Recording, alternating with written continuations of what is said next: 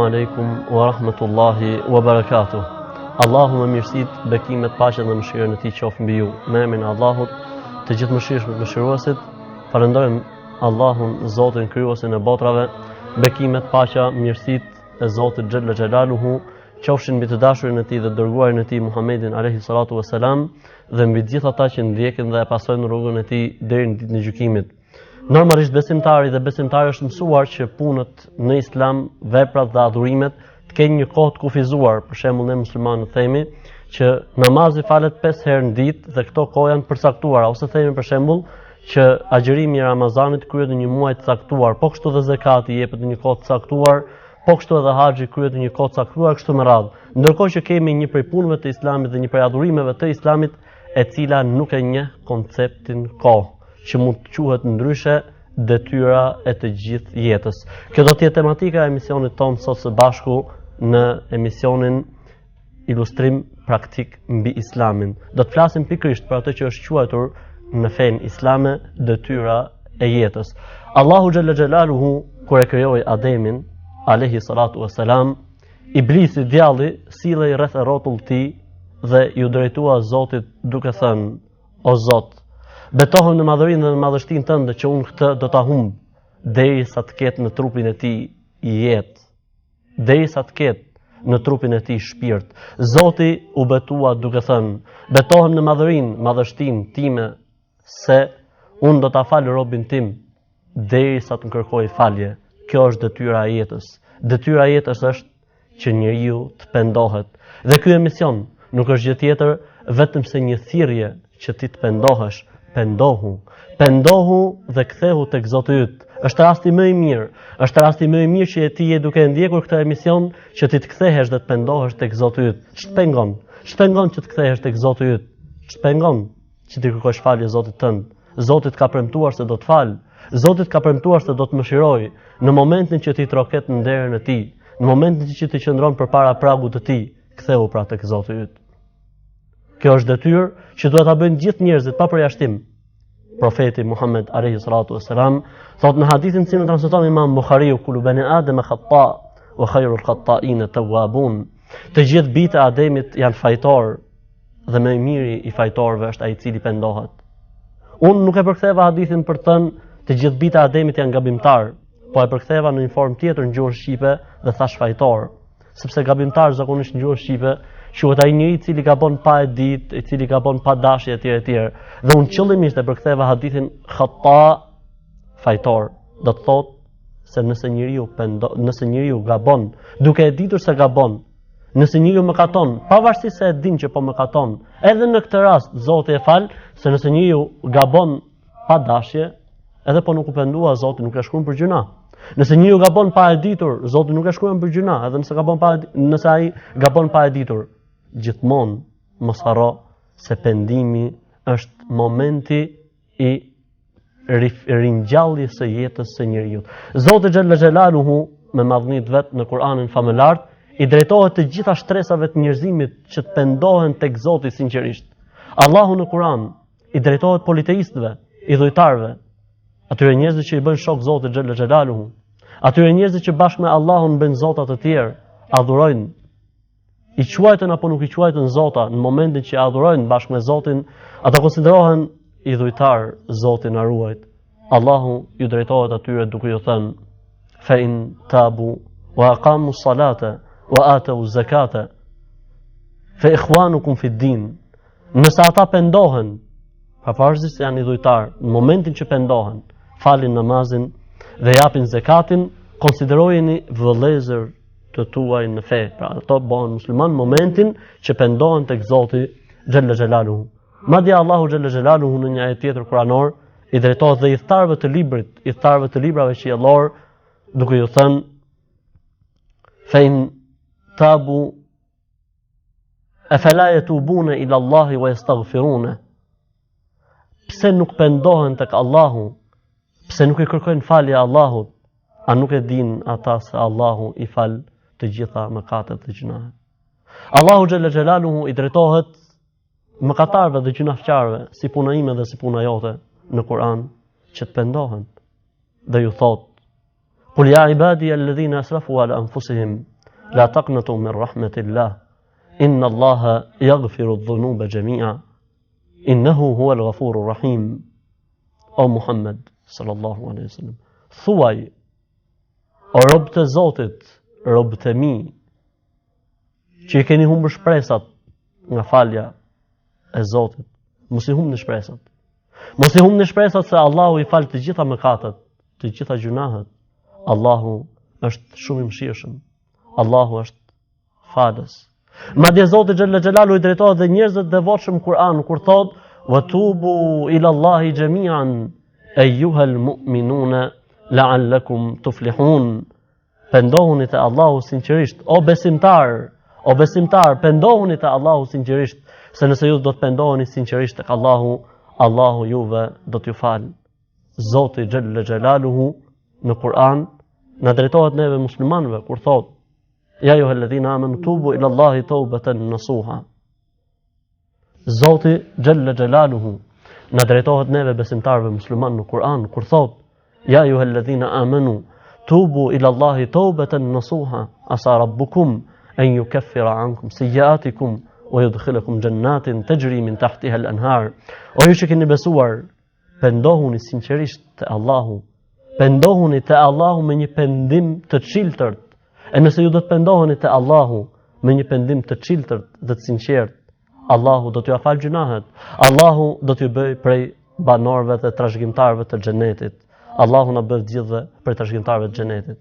Normalisht, kush ndalet në hadithet e profetit alayhi salatu wasalam, gjen me të vërtet çuditëra.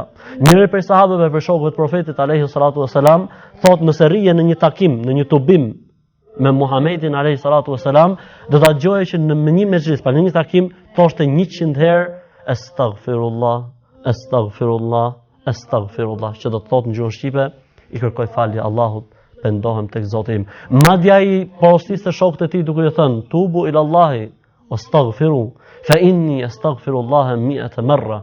Pendohuni tek Zoti sinqerisht, kërkojeni falje Zotit për gjunave që keni bërë. Unë për veten time si profet i kërkoj falje Allahut 100 herë pa pushuar. Madje kur njëri prej shokëve të profetit e pa profetin që vazhdimisht e bënte këtë vepër, e pyeti duke thënë: "O i dërguar i Zotit, pse ka shumë pendohesh?" Tha profeti alayhi salam: "Njeriu hutohet dhe unë hutohem, dhe për efektet e hutimit unë i kërkoj falje Zotit xhalla xhelalu." Nëse ky që ishte pejgamberi i Zotit, që Allahu me Kur'an e pati lajmëruar se Zoti e ka fal gjitha gjunahet që ka bërë dhe gjunahet që do të bënte, megjithatë Zoti lajmëroi se e ka fal. Pavarësisht kësaj, ai përsëri i kërkonte falje Zotit, sepse sa më afër të jetë njeriu Zotit xhalla xhelalu, aq më shumë kthehet dhe pendohet tek Zoti xhalla xhelalu, dhe se pendimi nuk do të thotë gjithmonë që njeriu të jetë mëkatar. Pendimi duhet të jetë edukat ndërmjet robit dhe Zotit të tij. Nëse tregon diçka, pendimi tregon vlerën që njeriu ka tek Zoti i tij, tek krijuesi i tij, sepse natyra e besimtarit është që ta akuzojë vazhdimisht veten e tij. Dhe se njeriu veten e tij gjithmonë e shef si mëkatar, gjithmonë e shef si gjunafçare, dhe se besimtari nuk e shef veten e tij asnjëherë më mirë se sa të tjerët. Një ditë profeti i Zotit alayhi salatu wasalam ishte me shokët e tij, po qëndronin bashkë dhe pa një grua e cila e gjeti fëmijën e vet në mes të vdekurve, po fëmia ishte gjallë. Ajo nën e kapi fëmijën, e mbështolli në gjoksin e saj dhe filloi të derte lot gëzimi, lot hidhrimi. Pejgamberi sallallahu alaihi wasallam u prek nga kjo situatë, po dhe shokët e tij u prekën shumë. Profeti i Zotit i drejtohet shokëve të tij duke u thënë: "A do të mendoni ju se kjo nën në këtë gjendje, në këtë pozicion që është tani, mund ta hedhë fëmijën e saj në zjarr?" Than shokët e profetit: "Kurr. Nëna asnjëherë se hedh fëmijën e vet në zjarr." Po kjo nën, sidomos në këtë moment, në këtë rast, që e gjeti fëmijën e vet mes të vdekurve, ku nuk e dinte a do ta gjente gjallë apo jo. Tha profeti alayhi salatu wasalam: "Allahu është më i mëshirshëm me robët e tij se kjo nën në këto momente me fëmijën e saj." Madje profeti Muhammed alayhi salatu wasalam na ka lajmëruar në një thënie e tij se Allahu gëzohet dhe kënaqet dhe qesh kur robi i tij pendohet. Më shumë se sa ç'mund gëzohet njeriu në shkretëtir, të cilit e ka humbur kafshat dhe i ka humbur gjithçka dhe shtrihet në hijen e një pemë për të pritur vdekjen. Dhe kur zgjohet mas 2-3 orësh, e gjen kafshën e tij mbi kokën e tij, jargët e saj derdhen mbi fytyrën e tij Dhe në atë moment çohet për gëzimit dhe kur shef që uji dhe ushqimi dhe kafsha është me të, thot, oh, Zot, ti je robi ime, unë jam Zoti jot. Subhanallah. Ai shumë u gëzua që e pa kafshën, sa që gaboi. Ai do thoshte, oh, Zot, ti je Zoti im, e unë jam robi jot. Mirë po, gëzimi i madh e bëj atë që të bëj gabim, këtë gabim kaq të rënd dhe fatal. Mirë po Zoti nuk ja merr përsipër. Pse? Sepse njeriu në këto momente nuk i merret përsipër çfarë flet, se Zoti normalisht e din gjendjen e njeriut. Allahu gëzohet më shumë me robin e tij se sa ky njeri në këtë moment. Atëherë çfarë pret? Pse s'pendohesh? Pse stesh ke Zoti? Pse nuk thon veten tatë ndërmjet teje dhe Zotit tatë, o Zoti im fal, o Zoti im mëshiro? Çfarë të kushton? Askush nuk të sheh. Je vetëm ti dhe Zoti yt. A nuk ka ardhur momenti? A nuk ka ardhur koha që ti thosh Zotit, o Zoti im fal? Vallë, ti ke harruar se si i dërguari yt, profeti i Zotit, Muhamedi alayhis salam, i drejtohet njerëzve duke i thënë, neve na drejtohet neve mëkatarëve, neve gjunafçarëve, neve na drejtohet Zoti nëpërmjet Muhamedit sallallahu alaihi wasallam, kur ai thot, inna Allaha yabsutu yadahu bil-layl liyatuba musii'un nahar, wa yabsutu yadahu bin-nahar liyatuba musii'ul layl. Allahu e shtrin dorën e tij natën që të pendohet ai i cili ka mëkatuar dhe ka bërë gjuna e ditën. Allahu e shtrin dorën e tij ditën që të pendohet dhe që të mëkatohet dhe të kthehet tek Zoti ai që ka bërë gjuna e natën. Ky është Zoti ynë. Ky është Zoti me të cilin ti ke të bësh, Zot që pranon pendimin, Zot që e don robin e tij i cili vazhdimisht kthehet tek robi i tij. Për këtë arsye Zoti i Madh në Kur'an, kur flet për banorët e xhenetit, thot se ata njerëz që do ta trashëgojnë xhenetin posedojnë një cilësi shumë të rëndësishme. E kjo cilësi është ata janë vazhdimisht të penduar tek Zoti. Pra ki parasysh o vllajim se në ajet nuk thuhet se banorët e xhenetit janë ata që nuk mëkatojnë, janë ata që nuk bëjnë gjunahe. Jo. Ata që pendohen vazhdimisht. Që do të thotë mëkati dhe natyra e mëkatit është natyra e njeriu dhe njeriu nuk mund shkëputet prej mëkatit. Muhamedi alayhis salam thotë, sikur ju mos të mëkatonit, Zoti xhalla xhelalu do t'ju zëvendësonte me një popull tjetër i cili mëkaton dhe pendohet tek Zoti xhalla xhelalu. Kështu që pendimi është ajo që kërkohet për njeriu. Dhe s'besoj se ka ndonjë hoxh në botë apo ndonjë dietar islam që kërkon për njerëzve që të kalojnë nga bota e njeriu në botën e melajkeve. Jo. Njeriu është mëkatar, njeriu është gjunaqtar, por se s'do të thotë kjo që njeriu mos pendohet tek Zoti, mos kthehet tek Zoti xhalla xhelalu. Po do thotë në njëri, po unë pendohem, po përsëri bëj mëkat, përsëri bëj gjuna. I thon Hasan al-Basriut, njëri prej dietarëve të burrave të hershëm, të moçëm.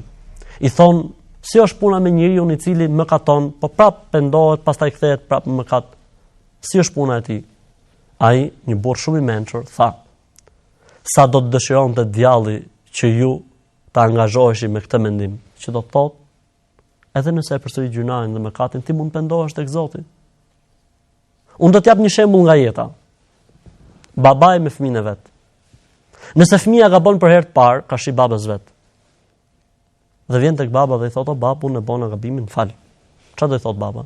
S'tfal. Baba i mirë dhe i mençur i thotë, po, bir, të kam bë halal. Hajde, inshallah mos e përsërit më, kujdes herë tjetër. Nëse fëmia gabon përsëri, edhe vjen përsëri ke baba vet. Thotë, o babu, unë e bona edhe këtë herë. Çfarë do të thotë baba? Baba i mençur, baba besimtar, baba i cili donte edukoj fëmijën e tij, e pranon përsëri pendimin e fëmijës vet. Po nëse fëmia ka bën për herë 3, 4, 5, dhe një moment vjen duke qartë tek jati vet ku shef babai ato shenjat e pendimit sinqert, do ta pranoj për herë 5 apo 6, normalisht do ta pranoj. E po dije se Zoti është më i mëshirshëm se çdo kusht tjetër. Dhe sa herë që ti të pendohesh, derën e Zotit e ke hap. Muhamedi alayhis salatu wassalam thotë një hadith, dëgjoj këtë hadith që është shumë i bukur dhe na përshtatet neve mëkatarëve dhe gjunaqtarëve. Ne kemi nevojë të dëgjojmë këtë lloj hadithash. Muhamedi alayhis salam thotë, nëse robi mëkaton, nëse njeriu bën gjuna dhe thotë, këtë ki e parasysh, çfarë thotë? Thotë, o Zoti im, unë e bëra këtë gjuna. Dhe e di që askush nuk mund fali përveç teje, o Zot, më fal për gjunain që bëra. Në atë moment Allahu i drejtohet këtij njeriu dhe i thotë, robi im, e din se nuk ka Zot tjetër që mund ta fali përveç meje. E kam falë robin tim. Thot profeti alayhis salam. Dhe nëse njeriu përsëri mëkaton dhe thot, o Zoti im, unë e bëra këtë mëkat. dhe nuk mund falë askush tjetër përveç teje, o Zoti im fal. Do i thot Zoti, robi im e di që s'mund ta falë Zot tjetër përveç meje. Unë do ta fal robin tim. Dhe nëse herën e tretë përsëri Zoti do të thotë të njëjtën gjë, nëse herën e katërt përsëri Zoti do të thotë të njëjtën gjë, derisa do të thotë Zoti i Madh, le të bëj robi im ç'të doj, se unë robin tim do ta fal. Pra sa herë që të pendohesh Zoti ka për të fal. Atë çfarë të pengon për pendimin? Ky pra është Zoti me cilin ti ke të bësh, një Zot i cili fal shumë, një Zot i cili shumë mëshiron. Mjafton që njeriu, siç e thash edhe më herët, të trokas në derën e tij, trokas në pragun e tij, do ta gjej Zotin shumë të falshëm, do ta gjej Zotin shumë të mëshirshëm. Që njeriu të jetë me të vërtetë i penduar, cilat janë kushtet që duhet plotësoj ky pendim, që me të vërtetë unë si besimtar të jemi qetë dhe të kuptoj që me të vërtetë jam penduar sinqerisht tek Zoti im. Nëse pendimi yt plotëson kushtet e mëposhtme, do të thotë se ti je penduar sinqerisht dhe mos u bëj merak për atë që ke bërë, se inshallah Zoti ta ka pranuar pendimin. Duhet të jesh i sinqert, që do të thotë në pendimin tënd s'duhet të ketë vend askush. Pra kur pendohesh për hir të Zotit. Vetëm ti dhe Zoti yt. Vetëm zemra jote dhe Zoti yt të drejtohet për këtë Zoti i Madh dhe thuash o Zoti im fal. Si sinqert për Zotin. Se nëse nuk e bën për hir të Zotit, nuk e bën duke qenë i çiltër për Zotin, nuk pranohet. Nëse e bën se të folit dikush apo se të thatë dikush apo se janë njerëzit prezent, nuk pranohet. Pra le të jetë pendimi yt i sinqert për Allahun xhallal xhelalu. Kushti i dytë, hiq dorë për gjunahit. Nëse njeriu nuk heq dorë për gjunahit, nuk quhet se është penduar për mëkatin që ka bërë. Sepse njëri i cili e vazhdon mëkatin nuk më thotë o Zot më fal dhe vazhdon ta bëjë mëkatin. Në momentin që ti pendohesh sinqerisht dhe duhet heqësh dorë prej mëkatit. Ky është kushti i dytë. Mbas kushtit të dytë vjen kushti i tretë, që është të ndjesh keqardhje. Profeti Muhammed alayhi salatu wasalam thotë, ndjesia e keqardhjes për gjunahin e bër është vetë pendimi, që do thotë gjë e më e rëndësishme në pendim është të ndihesh ngushtë për atë që ke bërë, të ndihesh keqardhje. Duke dalë te kushti i katërt, që është premtimi Zotit se s'do të kthehesh më të ky mëkat. Ti tani mos mendo të ardhmë, mund të kthehen, po unë atëherë mos i mendo gjithë këto gjëra. Në momentin që pendohesh, ti duhet të jesh i vendosur që këtë gjuna nuk duhet ta bësh. Nëse helbete ndodh që kthehesh e bën përsëri, pendohu prapë ke Zoti, se Zoti ka për të fal. Dhe ti ishe dëshmitar i atij hadithi që unë e përmenda më lart, që sa herë njeriu të pendohet tek Zoti i tij, Zoti do ta pranojë pendimin e tij. Duke ardhur tek kushti i pestë, që është pendimi duhet të jetë në kohën e caktuar. Do të thot pas ka një afat që po të bëhet pendimi nuk pranohet. Kush është ky afat? Në momentin që ka ardhur shpirti në fytyrë të Zotit se pranon më pendimin. Kështu që mos thuaj do të pendohem se ka kohë, se nuk dihet se ç'ndodh me njeriu. Dhe një kohë tjetër është lindja e diellit nga perëndimi. Nëse lind dielli nga perëndimi, pra është duke u bërë kiameti, përsëri nuk pranohet pendimi. Kushti i gjashtë ka të bëj me njerëzit. Nëse ti do të pendohesh dhe mëkati ka të bëj me krijesat e Zotit, me njerëzit, duhet që padrejtinë që u ke bërë njerëzve t'u kthesh dhe të kërkosh hallallikun. Pra të kërkosh hallallikun, si mund quhet i penduar një njeri, për shembull, Zoti na fal, ka vjedh një makinë, thotë Zot më fal. Makina është ke shtëpia e tij, apo motori, apo prona e tjetrit. Quhet i penduar. Kthehet haku te Zoti vet. Dhe nëse i ke bërë padrejti duke përgojuar apo duke shpift ndaj tij, duhet të kërkosh hallallikun.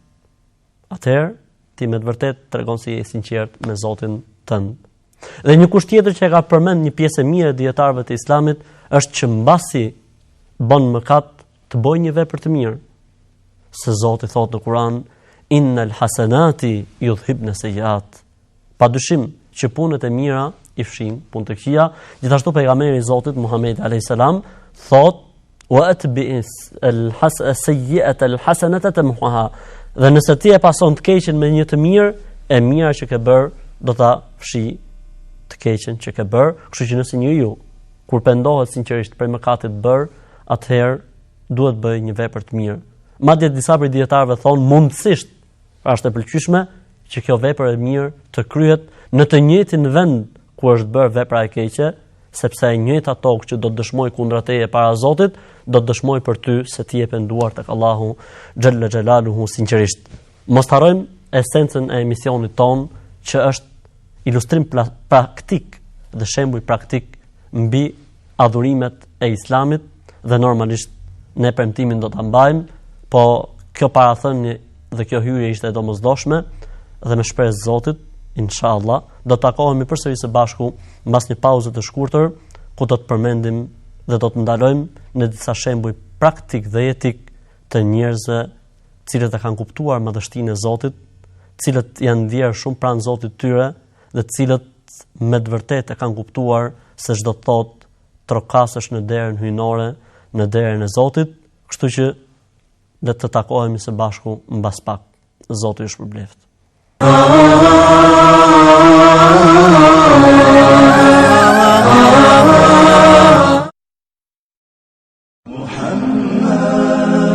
أشرف الأعراب والعجم خير من يمشي على قدمه باسط المعروف جامعة صاحب الإحسان والكرم تاج رسل الله قاطبة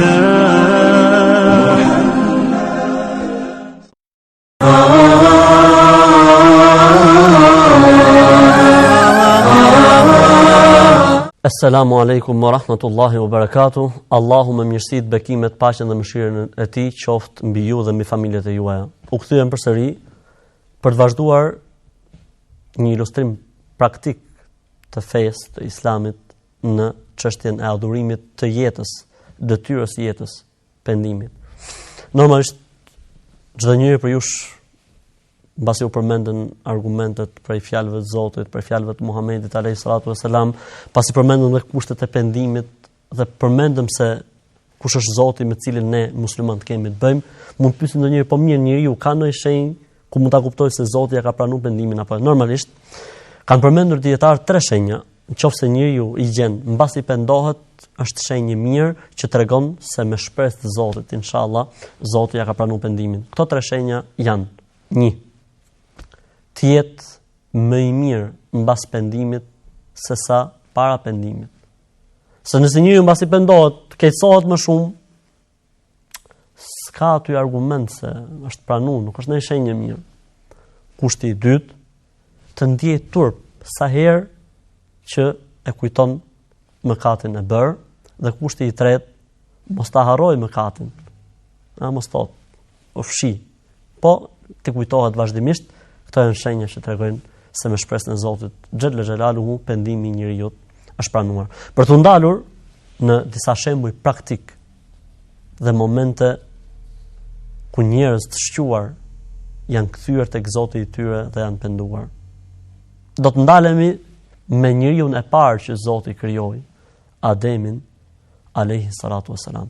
Për shumë arsye jam ndalur tek Ademi, sepse dikush mund të thotë pse Ademi profet, fundit profetët normalisht pendohen, njerëz dash, unë jam ndalur tek Ademi, sepse ka njerëz që sot besojnë se Ademi nuk është penduar dhe të gjithë njerëzit janë mëkatar deri sot e kësaj dite, derisa të besojnë një besim X caktuar, ndërkohë që ne muslimanët nuk besojmë kështu.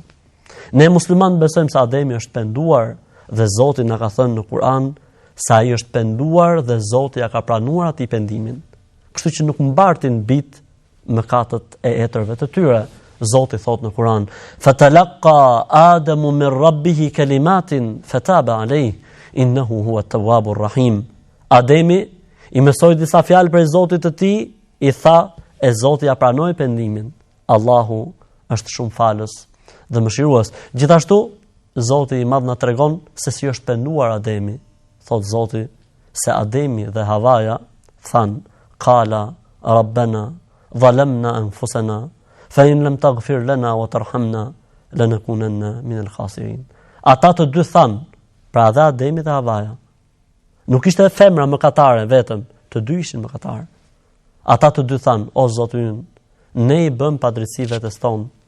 O Zoti ynë, nëse ti nuk do të na falësh, nëse ti nuk do të na mëshirosh, ne do të jemi prej mëkatarëve, prej të humburve, prej të shkatruarve, e Zoti u pranoi pendimin.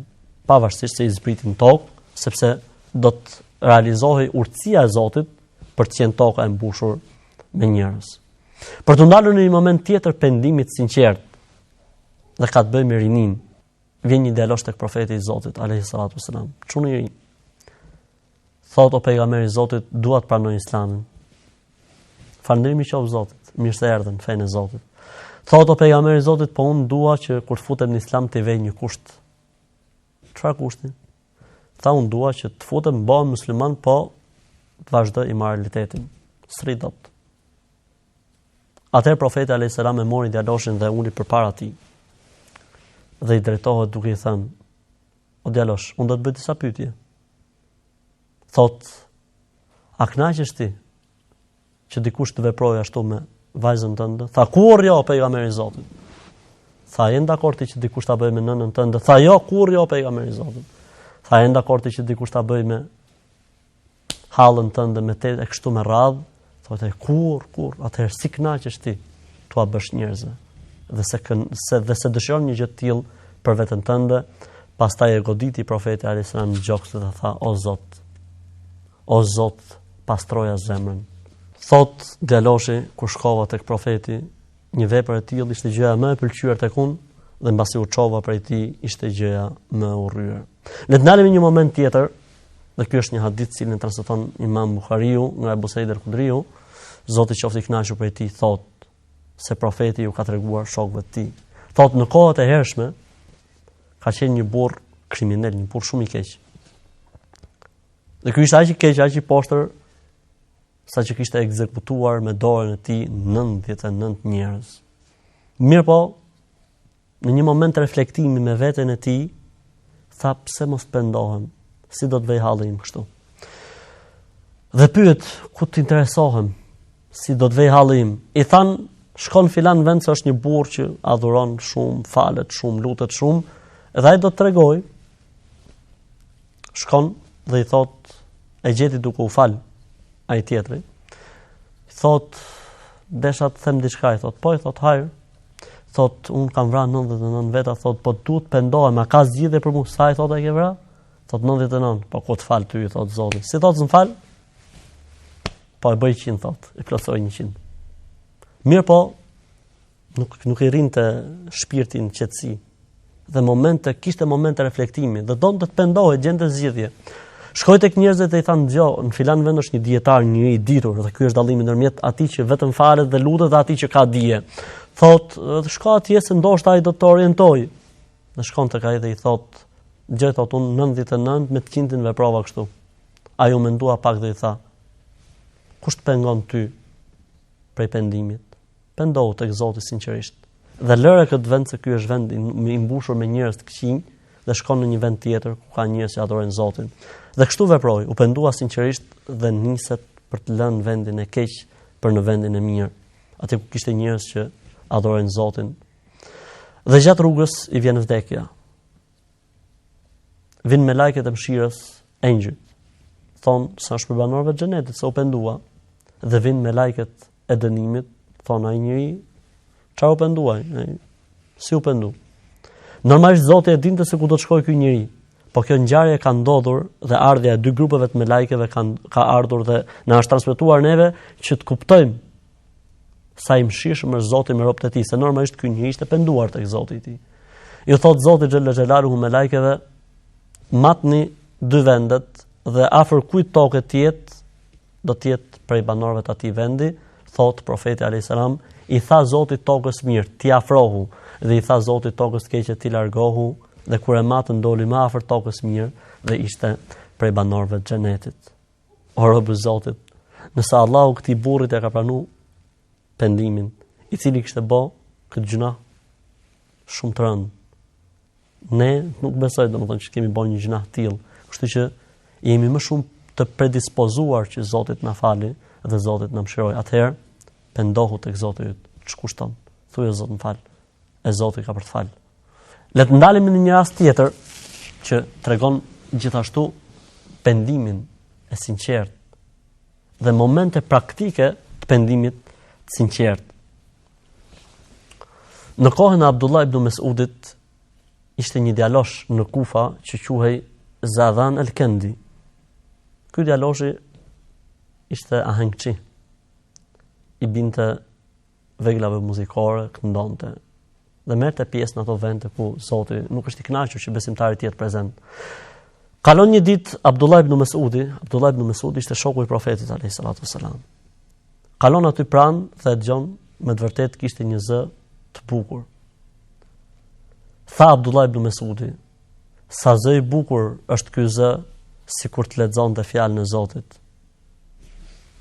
Fjala e Ibn Mesudit i shkon atij, thot kush e ka thënë këtë fjalë për mua?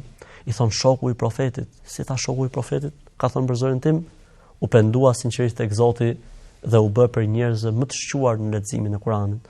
Dhe ne normalisht si shqiptar kemi disa raste shumë të mira të vëllezërve të cilët janë penduar sinqerisht nga kjo botë dhe kanë ardhur në botën e adhurimit të Zotit dhe nga një botë ku i ftonin njerëzit në mëkate dhe në gjunahe janë bërë shkak që njerëzit udhëzohen në fenë e Zotit xhela xhelaluhu. Ai që na intereson është kush u bë shkak, një fjalë. Kështu që ti mund bësh shkak me një fjalë që dikush të pendohet tek Zoti xhela xhelaluhu, kështu që mos u bëj koprac. Thuaj fjalën tënde. Hidhe porosinë dhe këshillën tënde se ndoshta dikush mund pendohet prej kësaj. Le të ndalim tek një rast tjetër, po ky rast është i çuditshëm disi. El-Kanabi, Abdullah ibn Mesleme. Ky ka qenë prototip në kohën e vet. Me alkool, me gjitha të këqijat. Një ditë po prishte shokët e vet që vazhdojshin atë zanatin e vjetër dhe ishte në derë të shtëpisë. Dhe kur aty pranë po kalonte Shobe, njëri prej dietarëve të mëdhtë hadithit, dhe po e ndiqnin njerëzit, dikush do të pyeste, dikush do të interesohej për fen, dikush do të pyeste për ndonjë hadith. Ky siç ishte në gjendjen e tij gjys i zgjuar dhe gjys i dehur, thot kush është ky? Thot aty në shokëve të vet që kishte aty. Thonë ato ky është Imam Shobe. Thot çfarë është ky më fal? Kush është ky? Thonë ata ky është që jep mësim hadithet e profetit.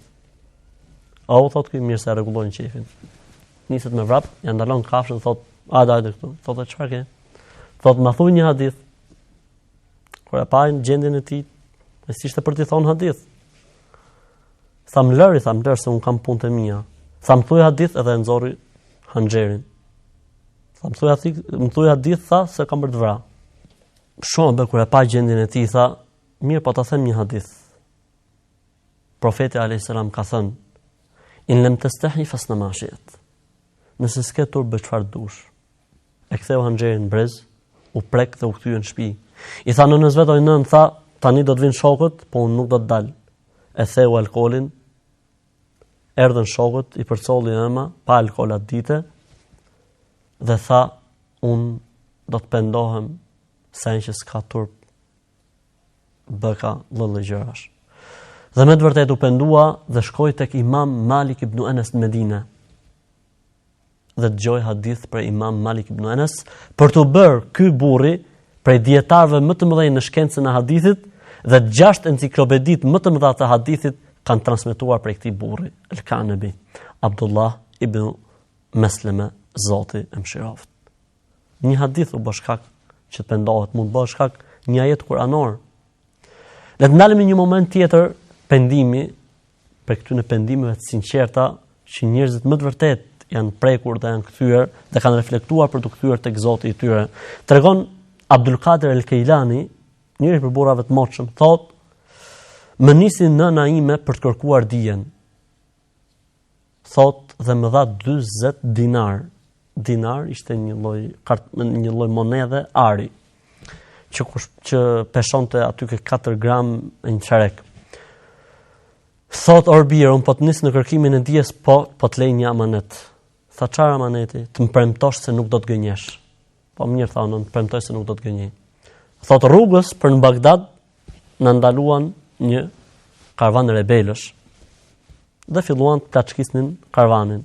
Ku erdhën tek unë isha fëmijë i vogël, thot, aty tek 10 vjeçët, than ti ke gjë? Thash unë kam 40 dinar, filloi të qeshej, ikore, dhe vazhdoi me të tjerët.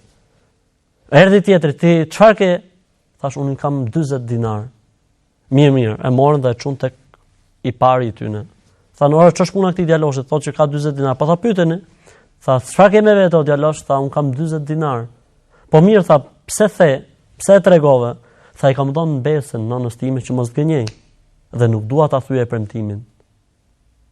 Ky i pari i rebelëve tha, "Unë kam 50 vjet që e kam thyer besën ndërmjet meje dhe Zotit tim dhe u pendua, sinqerisht u bësh ka ky fëmijë i vogël që ai të pendohet tek Zoti i gjithësisë."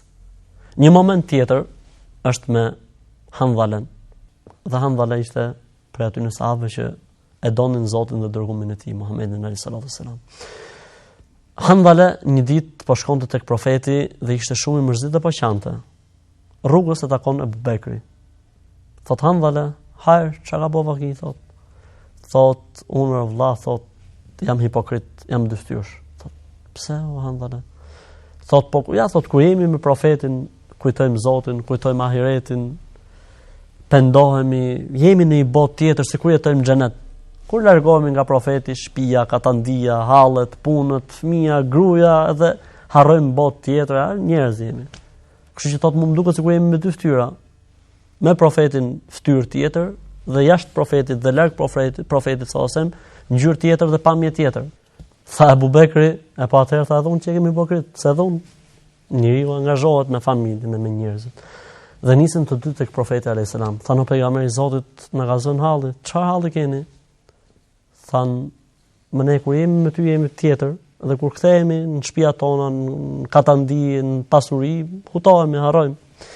Bosjeshi profeti alayhis salam dhe tha, "Njeriu kështu është, momente, çaste, orë. Nëse ju do të ishit jashtë meje, larg meje, ashtu siç jeni kur jeni tek unë, do të zbrisnin me lajket e Zotit tokë dhe do t'ju takonin." Kështu që njeriu normalisht ka momente që hutohet dhe harron, e rëndësishme ta ketë natyrën e kthimit dhe të pendimit tek Zoti xhelaluhu. Për të ndalur në një rast, dhe ky është rasti i fundit për sot, tek një djalosh dhe ngjarja ka ndodhur në një vend islam, pikërisht në Emiratet e Bashkuara Arabe. Dikush që Zoti kishte dhënë të gjitha të mirat dhe si mungonte asgjë. Mirë po, i mungonte lumturia dhe qetësia shpirtërore. I kishte të gjitha të mirat, asgjë si mungonte. Dhe i kishte shfrytzuar gjithçka që ishte në dorën e tij. Dhe ndërkohë që mbi tavolinën e dhomës gjumit kishte vendosur një karrige dhe mbi poçën e dritës kishte varur një litar dhe ishte momenti kur do të vendoste kokën dhe do të udhiste karrigen. Dëgjon një të trokitur në derë. Qëndron për disa momente, thot sa të largohen. Mirë po, ata që ishin derë pritën për disa momente dhe trokitën përsëri. Tha ky, po pres sa të largohen, pse me sa duket dojtë që t'ishte i qetë shpirtërisht kur ta krynte aktin. Thot, po pres disa momente sa të largohen. Mirë po, ato trokasin derën për herë të tretë. Apo thot, ky dikush mund të ketë ndonjë hall? Ti jemi qetë kur ta kryej këtë punë.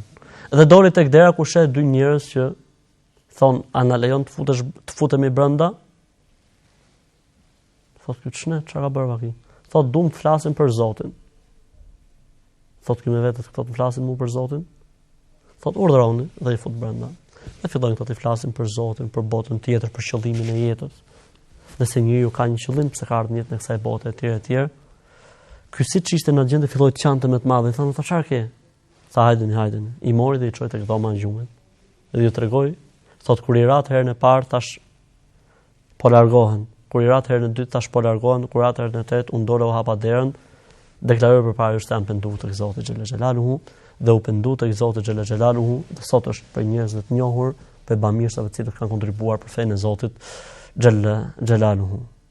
Kto ishin disa momente jetësore dhe një ilustrim praktik i pendimit sinqert tek Zoti, me shembuj dhe me raste, duke shpresuar për Zotin xhelaluhu që të shërbejnë këto raste që ne i përmendim si moment të reflektimi për gjithë secilin prej nesh, që të pendohemi tek Zoti, që të trokasim derën e Tij.